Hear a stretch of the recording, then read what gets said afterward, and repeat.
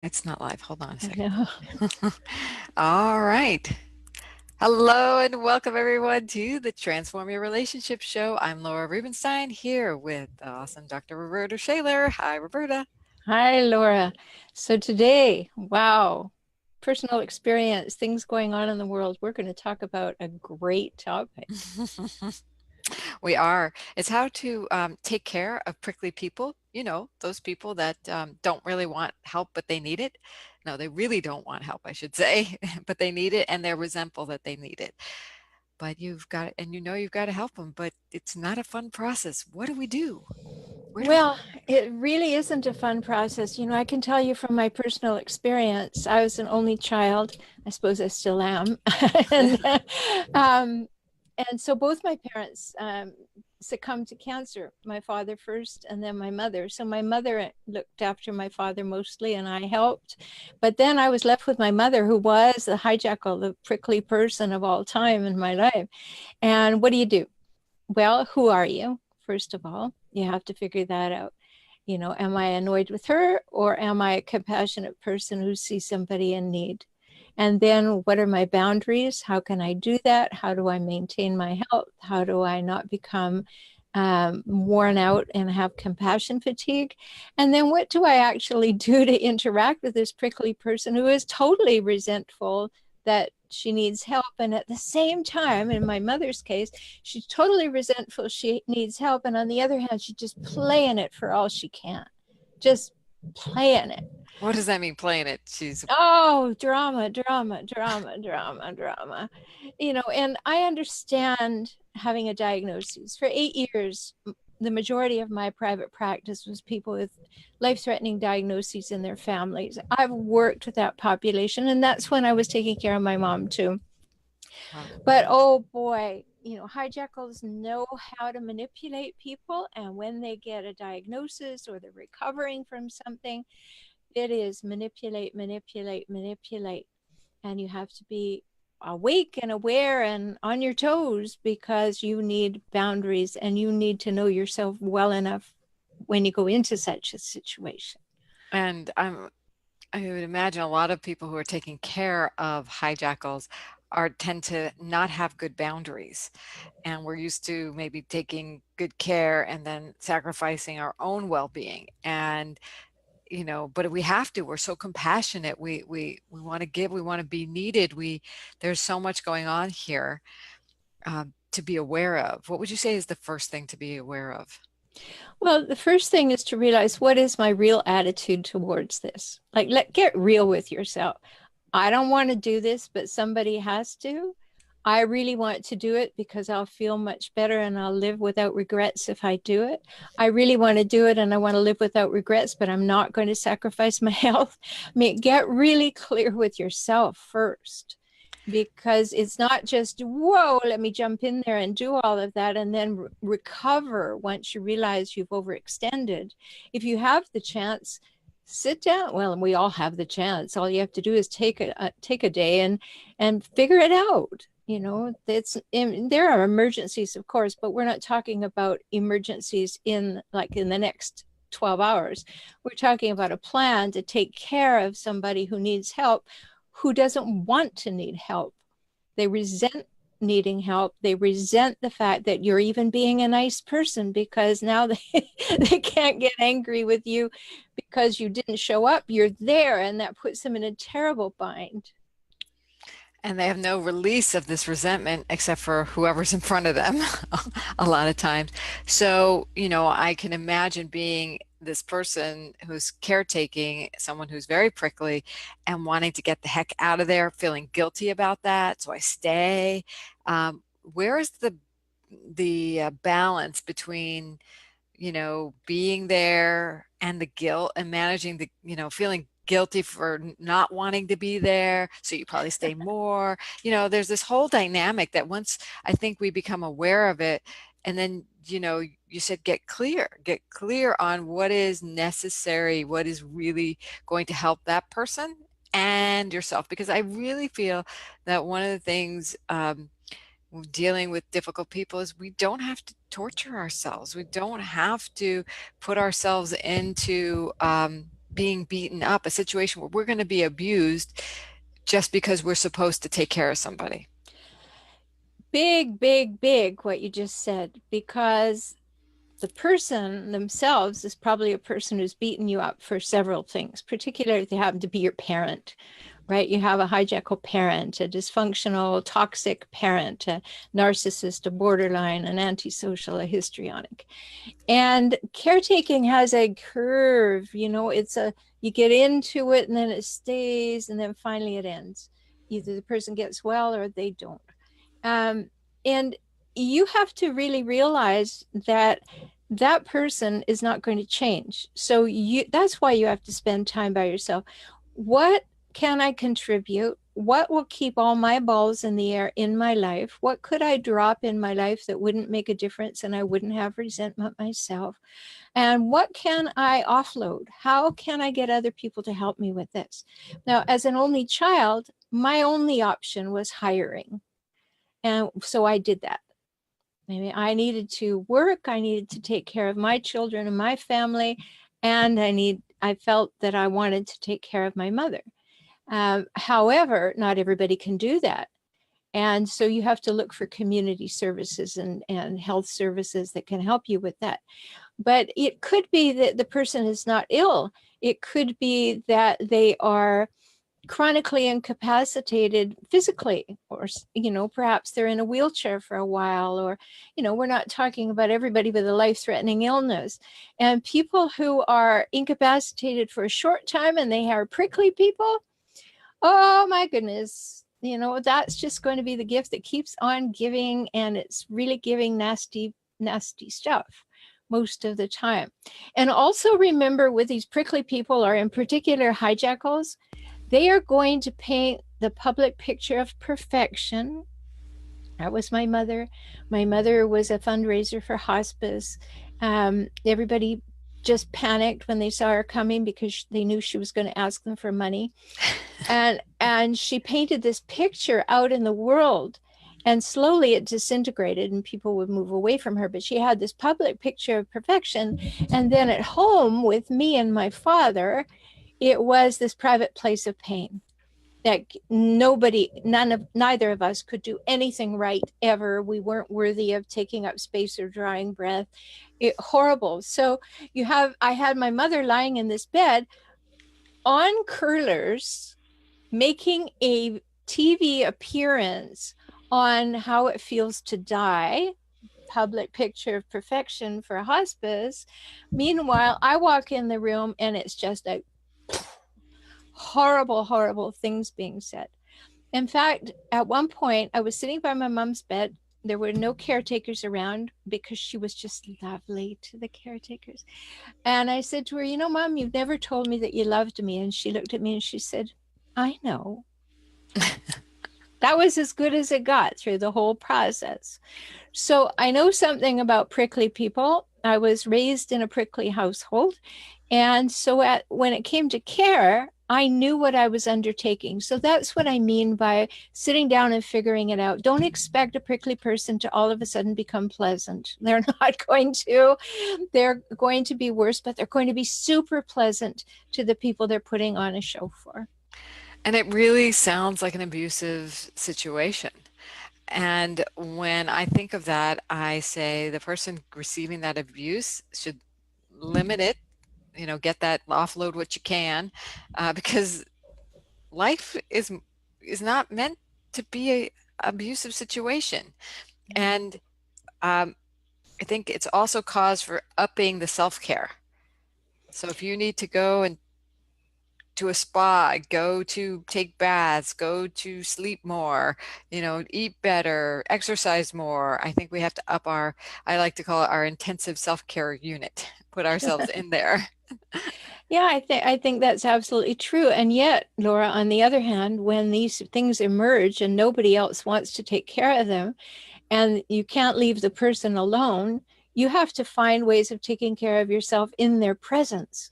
And that's also something you have to plan for. Like, I had to set really strong boundaries around my mother and her caregivers.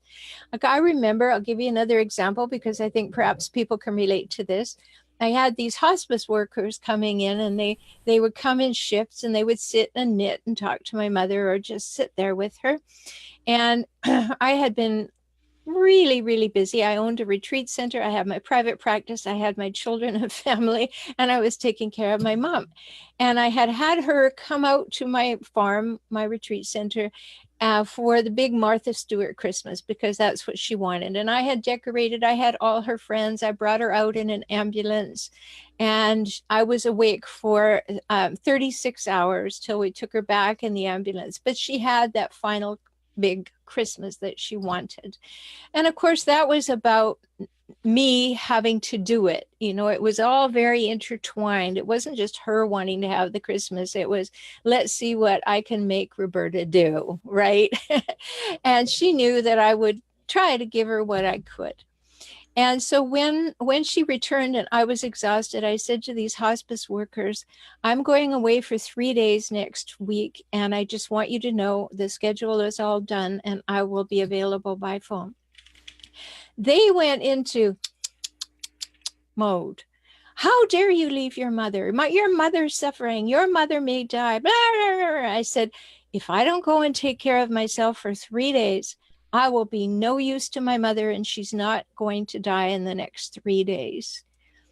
They were horrified. They made me wrong on every front. And I went and had those 3 days. I sat in a hot tub in a little cabin on the ocean. I just relaxed. I came back and I had 20 days before my mother died. It is important for you to know what is restorative, just like you were saying. Like, I was on empty. I could not run on empty, and I had to restore myself. And whether that's doing something as overt as taking 3 days in a cabin, or it's taking 3 hours away and just sitting by the beach and letting yourself relax, you have to know what restores you to keep that balance. So not easy. It sounds like, in your story when you talked about these caretakers on top of your mother giving you the tisk, tisk, tisk, that how do you make the choice through that guilt or whatever you're feeling to take care of yourself?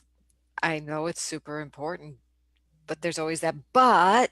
What if she dies? But I'm seeing as a horrible person. I don't want to be seen as that. Well, quite frankly, I thought the hospice women were just absolutely wrong.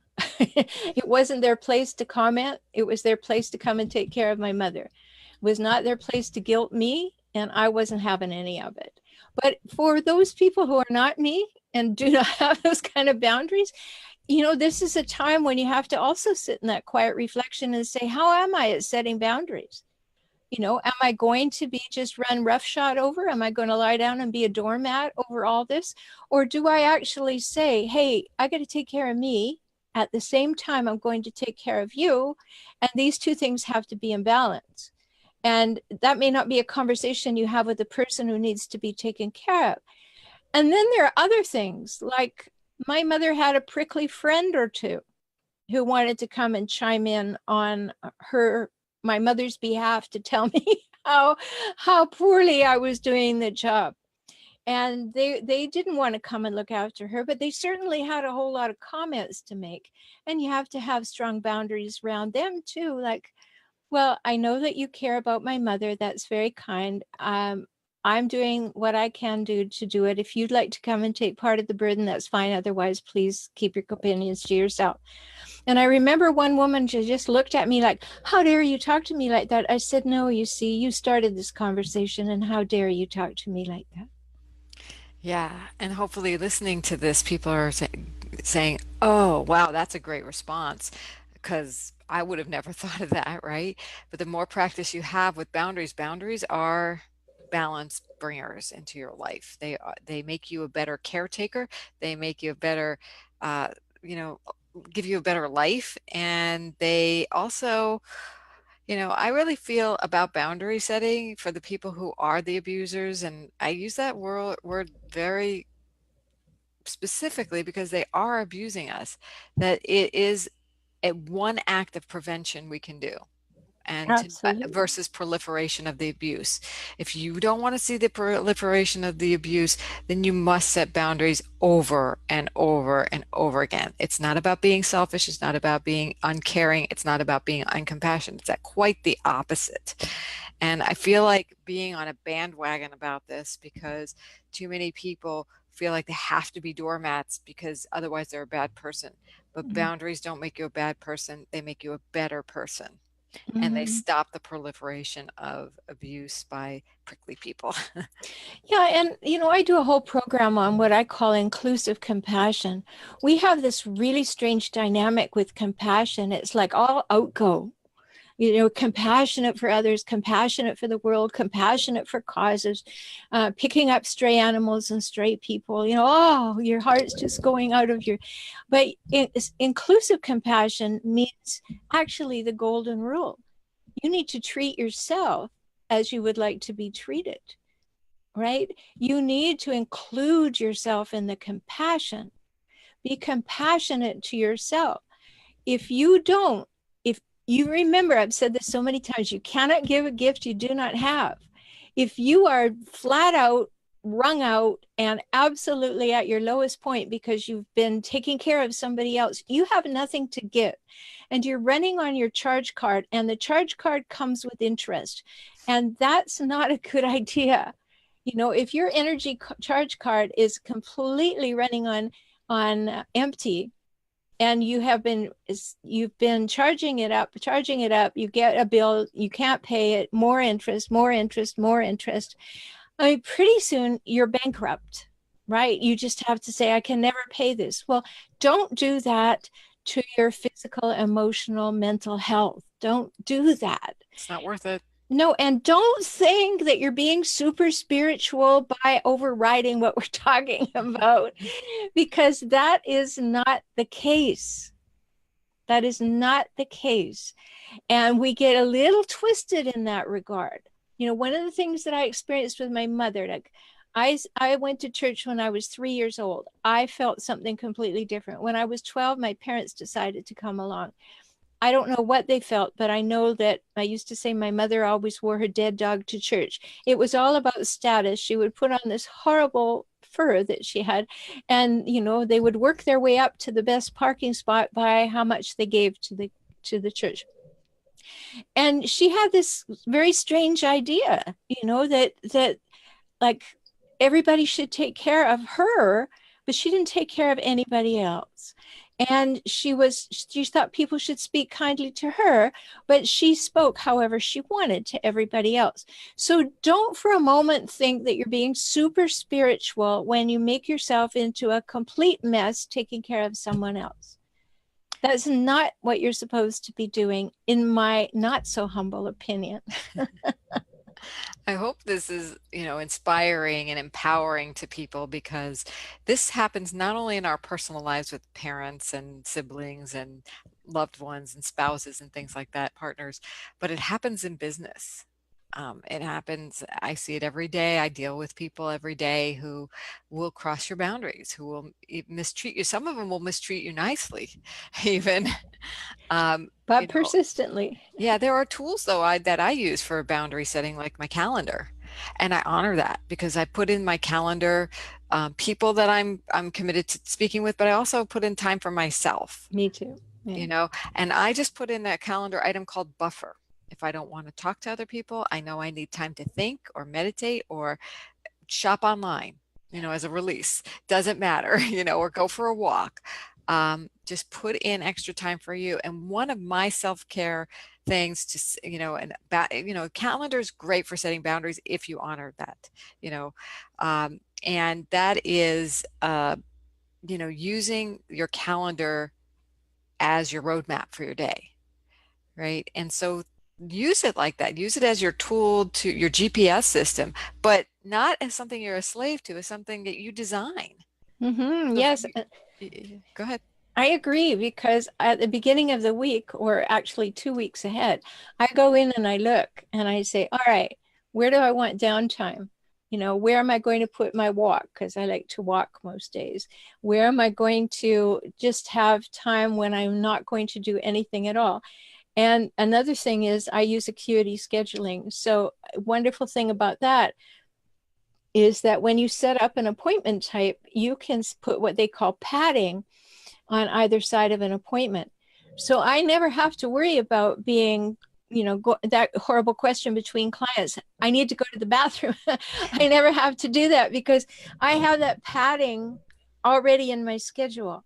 But I do what you do too, Laura, is I just put in like timeout, like tonight I go to the acupuncturist. I go every 2 weeks. So I have a chunk of time, 3 hours before that I just call personal time. And that's whether or not I want to, because I've got to drive by your house. I want to come and have a cup of tea with you, or I want to see another friend, or I want to go and purchase something that's, the acupuncturist is 35 miles away. So, you know, so it's not a rush. So life is not a rush from one event to the other. And that's another reason why you have to sit down and have the personal time if you're going to take care of somebody else. Because how do you make it so it's not a rush? What can you take out? So with regard to the calendaring, I like to under schedule, which actually looks like my calendar is super full. Okay. People look at my calendar like, oh my God, you have so much going on. I go, Yeah, they do. you don't even get it. Most of this, not most of this, but a lot of this is that timeout buffer time. And that padding, I use youcanbook.me as my schedule. It also lets me to put in padding that if somebody's going to schedule something, there's got to be a 15-minute buffer time in there that they can't schedule. So, so here's my kind of rule of thumb. If I think it's going to take me a half an hour to do something, I schedule 3 times the amount of time to do it. Ah. You know, at least two. The longer the appointment, the shorter the buffer time. But not the buffer, not so much. But usually a 2 to 3 times, I plan on it. If somebody wants to schedule half an hour for me, I probably will schedule an hour in my call, because then I can follow up. And then I can finish something that if it was in the middle of an email before, and I can get stuff done, and I'm not back to back to back. And so the calendaring systems like Acuity and You Can Book Me are excellent for people who have their own business and people book time with them. And that's what we're talking about, in case anybody was confused um, about what Yeah. we were talking about and why we were using You Can Book Me and Acuity. Is for those of us who schedule time with others on purpose. I use my calendar link. I know you do, for people who you want to do networking with, not just clients. Or get to know you calls, or somebody saying, hey, let's get together and talk more about, even if they want me to help them with something personally. I'm like, hey, just look at my calendar, find a good time for you, and I'll set that time aside. And the nice thing about these calendars is that if you use like a Google Calendar or you use your Apple Calendar, these systems will sync up with that. They'll look for the free times on your calendar. That's why we use buffer times, because it's not free, right? And I love that you do that 2 weeks before. I do very similar. I look at my calendar a couple of weeks before, maybe, and always when I have, vacations scheduled, we block those times out, and then people can go in and schedule themselves at will, and then it shows up on our main calendar. Like, you don't have to add it in; it's already there. Yeah, so those are ways that we take care of ourselves. But let's just go back for a minute to what happens when we're going to be around a prickly person. Now, whether they have a hangnail or whether they're having heart surgery, many times prickly people are drama ridden. So whatever it is that's going on for them is like the end of the earth and stop the presses kind of information. And we have to know that if we have drama ridden people in our lives, I call them drama royalty, the kings and queens of drama, that they are going to you have to ferret out what you need to do and what it is they're trying to demand you to do, what really needs to be done, and how much of it is just them trying to have control over your calendar, right? Like sometimes, every time actually I was leaving my mother's house, she would say, oh, just a minute, I have a question. Now, I told her when I came in what time I was leaving, But she tried always to do that one thing to get me off my calendar, right? That's a manipulation tactic that she had. And then she would look at me as though, like, with the puppy eyes, like, how can you leave me? I'm dying. Well, I have been working with people with cancer diagnoses for 8 years. She wasn't she wasn't eminently dying. She just simply wanted more attention. And sometimes we have to be really, really clear with ourselves that you can acknowledge that, like I would say to her, Mom, write down your questions. I'll be back tomorrow at such and such a time. I love you. I'll see you tomorrow. And we had a journal, and every caregiver did that. And I, wrote in the journal, and I gave her a book, and I said, write down your questions for me. You have to do things that take care of yourself. I still have all the journals actually of caretaking my mother for that length of time. Every caretaker, they wrote what happened, what she said, what she did, because sometimes I want to chronicle the life of a person at that level, of what was going on with her. And I think it would be very interesting. But she was very much a prickly person. And I watched her play the people around her, just play them like a violin. And, that's why people were upset with me, because I didn't let her play me. I was never unkind. I want to make really clear, because that's one of my things. I've talked about it. In all communication, be both kind and honest at the same time. So I was kind, but I was clear. And that's what we're encouraging people to do. Be kind and be clear. Have spent the time to say, what do I have to give? What will it take? What do I need to rearrange? What do I want to do? What am I capable of doing? What are my values? What are my vision for my life? How will I feel with living without regret? You need to think all those things through. And then then you can decide how you can best do this so that you feel like you've made a great contribution, but you've been compassionate to yourself as well. And I think that I just want to shift and put in another point here, that prickly people aren't always hijackals. No. When we get into those situations when we're in pain, or our health is not where we want it to be, we do get sad, resentful, angry, and we can get prickly. And sometimes people just need to be heard for a little bit, and you got to know your boundaries in hearing that. And then expressing that compassion can help that dissipate it. So sometimes the prickliness can go away, and sometimes it can't. It won't if they're a true hijacker, or that's their MO, to manipulate. One thing I know is a tendency, I've seen it in myself and others, is to try to manipulate back. And the more you do that, I find you never try to out manipulate a master manipulator, because you'll always lose.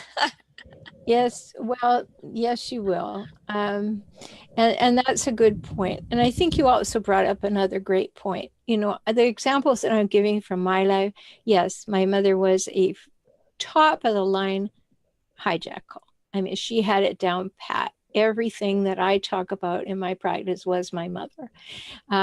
No, I don't mean I'm talking about my mother. I mean, everything that I talk about, traits, patterns, and cycles of hijackals, my mother had. So did my father's entire family. Here's an example. My grandmother, who was the ultimate hijackal, she had 10 children. She had lots of grandchildren. She was unhappy. She was angry. She had heart disease. She was in the hospital. One night she got up at 1 o'clock in the morning. She wrote a letter to every one of her children filled with hate, managed to walk to the mailbox in the hospital, put them all in the mailbox, go back to her bed, and she died. That is the ultimate kind of manipulation and guilt. I mean, it was unbelievable what she did. But there are lots of people who are just feeling lonely. They're just feeling like, oh, just don't go for a minute. Don't go. I don't know how to manage this alone. I'm afraid to walk through this difficulty alone. And we need to have compassion for those people. I hope that in no way that I'm sounding hard-nosed. I have strong boundaries, and with my mother, I had to have them. But I also recognize when when there's a person who's hurting, like the other day, actually, there's a woman sitting on a bench that I was walking by and she was crying. Well, I didn't look at my calendar and find out whether I could. I sat down and I asked her if there was anything that I could help her with. Right. But when we're talking about prickly people, people that we already know are prickly, then it's important to think through, where are my boundaries? What do I have to offer? And where am I going to just be mindful of what that other person is demanding as opposed to what that other person needs? Because that's a big difference. There can be a big differential between what they're demanding and what's required. Absolutely. And, these are really lively conversation. And I think we brought up so many important things for people who are dealing with caring for others, especially others who are prickly, whether they're consistently prickly or prickly because they're scared, lonely, and really needing the support. Or they have a fever. But You either know, way, you do need boundaries. I you mean, do. you could be the most angelic person on this earth and you just want to give your heart and soul to them. But if you take away from your own well-being, you're not going to be For there too long. for too long. You're not going to be really good for yourself in the long run and or for them either. So Yeah. there is a good balance to be had. Yeah, and let me just say something about that for too long business. Like a friend of mine just had a family member who tried to commit suicide. Well, that's instantaneous requirement of presence, right? Like everybody went to make sure that she was all right. Everybody was there for a couple of days, in rotation to make sure that someone sat with her. And that was imminent. But 2, 3 days is not going to hurt anybody's health. You can respond to emergencies. You can respond to somebody who really needs help. That's not what we're talking about. We're talking about a long time caretaking or even short term, 6 weeks caretaking for a prickly person who wants you to be the primary caregiver. And then you have to really think it through. So we're not in any way suggesting that we can't do anything for 3 days. I think we can do most things for 3 days. But if it's a long-term situation, you have to think it through because it's an energy equation and you have to be aware of it. Always. And you're not alone. I wanted to remind everybody they can get help from us at our respective websites, if I'm holding it up right. Dr. Roberta, you've got incredible content for relationship help. You've got content, you've got the opportunity to talk to you, you've got videos, you've got blogs, you've got downloads, checklists, anything you need at forrelationshiphelp.com. Be in touch with me at transformtoday.com for systems and support and accountability and helping you flourish and also in the business part of your life and or hypnosis, one of the things I do. Yes, and you do it really well because we've had many conversations about it, Laura. I just want to tell everybody that I do have a new offer, and that is if you're a new client of mine, I've never spoken to you before, you can now have a full 1 hour session with me, your first one, for $97 to help us know how best we can work together. Wonderful. That's a great, great, very generous offer. So we will be back with you in another couple of weeks with another edition of Transform Your Relationships Live. Be well, take good care of yourself, keep compassionate, and keep those boundaries. Yes, indeed. Bye bye.